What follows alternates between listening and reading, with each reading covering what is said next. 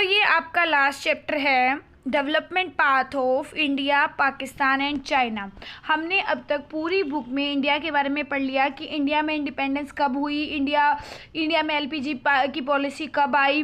Now we will study about the China and Pakistan. ठीक है, तो तीनों ही कंट्रीज़ ने, 3 नेशंस हैं, तीनों ही कंट्री ने एक साथ से अपना डेवलपमेंट पाथ स्टार्ट किया। इंडिया और पाकिस्तान को जो इंडिपेंडेंस मिली वो थी 1947 में, और जबकि चाइना को कब मिली, 1949 में। अब जो इंडिया था उसने अपना 5 ईयर प्लान स्टार्ट किया 1951 में, पाकिस्तान ने स्टार्ट किया 1956 में, और चाइना ने स्टार्ट किया 1953 में। So first 5 year plan comes in India in 1951, in Pakistan 1956 and in China 1953.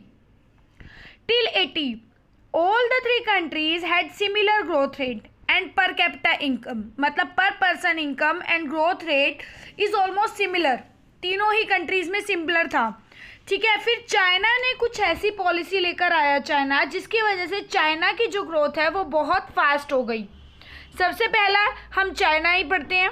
China क्या है? चाइना जो एस्टेब्लिश हुआ था वो 1951 में 1949 में हुआ, और ये ईस्टर्न एशिया में है एक तरह से, and bounded by the Pacific in the east.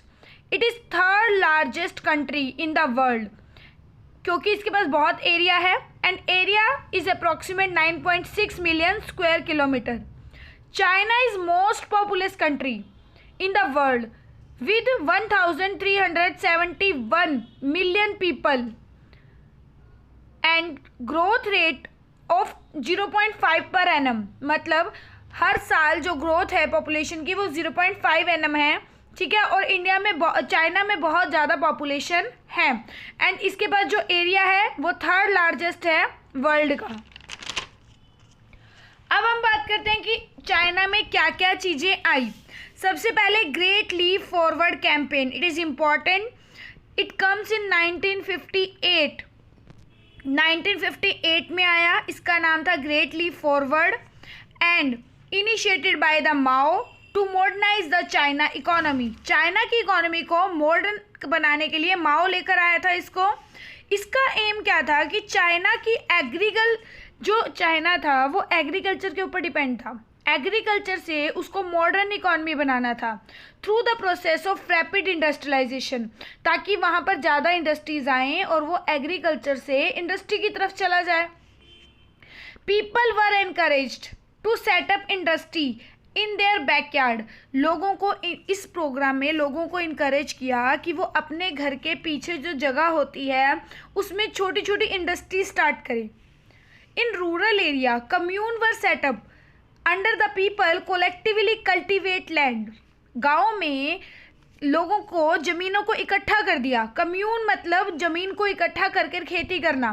Collectively cultivate, लोग ज़मीन को इकट्ठा एक साथ करके फिर खेती करते थे, उसको हम क्या कहेंगे? कम्यून। इन 1958 कितने कम्यून थे? 26,000 कम्यून सेटअप हुए। तो दोबारा से सुन लो, ग्रेट लीप फॉरवर्ड जो कैंपेन है, इट कम्स इन 1958, ठीक है, अंडर माओ। ठीक है, it comes for the transformation of agriculture economy to industrialized economy. People were encouraged to set up industries in their backyard, and 26,000 communes were set up. Under commune, people do collective farming. Clear?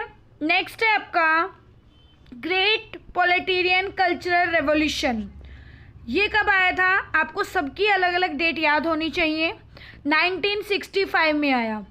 1965 में माओ के under आया। ठीक है, इसमें क्या था? इसमें जो प्रोफेशनल्स थे, जो प्रोफेसर हो गए, ठीक है, या टीचर्स हो गए, उनको गांव में भेजा जाता था। गांव में भेजा जाता था ताकि गांव के लोगों को एजुकेशन दी जाए। रशिया के भी कुछ लोग जो थे वो चाइना में थे। रशिया के जो लोग चाइना में थे वो भी अपने वो लोग भी, जो रशिया के लोग चाइना में थे वो लोग भी चाइना के गांव में जाते थे, लोगों को एजुकेट करते थे। ठीक है, अब क्या हुआ, रशिया का कॉन्फ्लिक्ट हो गया किसके साथ, चाइना के साथ। तो उसने क्या किया, अपने विड्रू इट्स प्रोफेशनल्स, रशिया ने अपने प्रोफेशनल्स को वापस बुला लिया। Who had sent to China for industrialisation process, जो कि इंडस्ट्रियलाइजेशन प्रोसेस के लिए चाइना भेजे गए थे। तो यहाँ पर हमने क्या कहा, ग्रेट पोलिटिलियन कल्चरल रेवोल्यूशन क्या था, 1965 में आया था।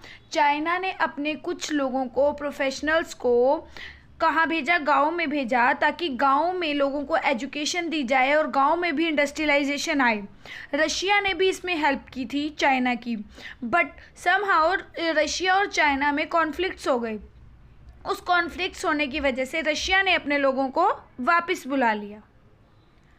नेक्स्ट है आपका रिफॉर्म। एज इंडिया में जो रिफॉर्म्स थे वो 1991 में आए, बट चाइना में जो रिफॉर्म थे वो 1978 में आए। तो आपको याद होना चाहिए कि चाइना में रिफॉर्म कब आया, चाइना में रिफॉर्म 1978 में आया। शुरू का जो इनिशियल फेज था, reform were initiated in agriculture.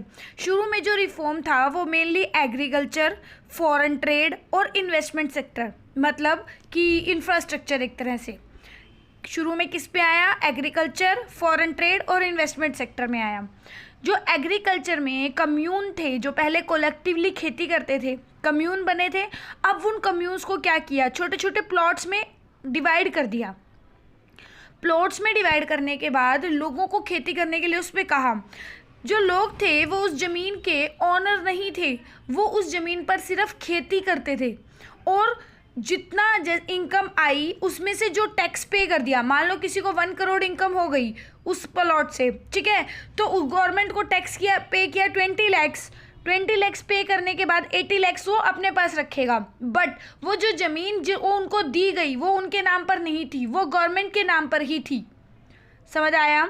इसमें हमने क्या कहा कि जो कम्यून सेटअप थे उनको दोबारा से डिवाइड कर दिया कि इसमें स्मॉल प्लॉट्स में लोगों को दे दिया, वो स्मॉल प्लॉट्स, वहाँ पे वो खेती करते थे, इनकम अपने पास रखते थे और टैक्स पे करते थे गवर्नमेंट को, और वो उसके ऑनर नहीं थे।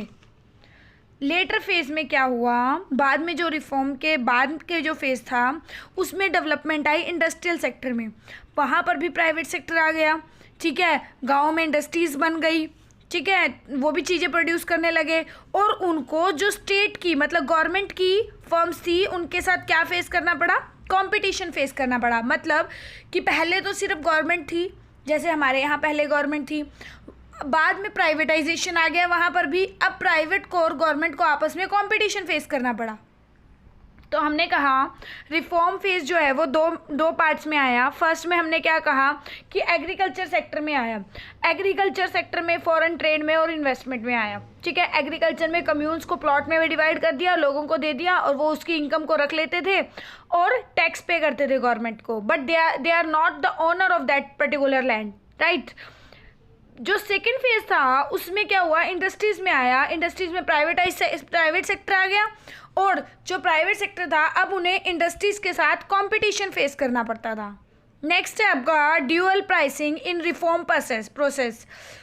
ड्यूअल प्राइसिंग क्या है, ड्यूअल प्राइसिंग मतलब दो तरह से प्राइस को रखा गया, किसी भी चीज़ के प्राइस को दो तरह से रखा गया।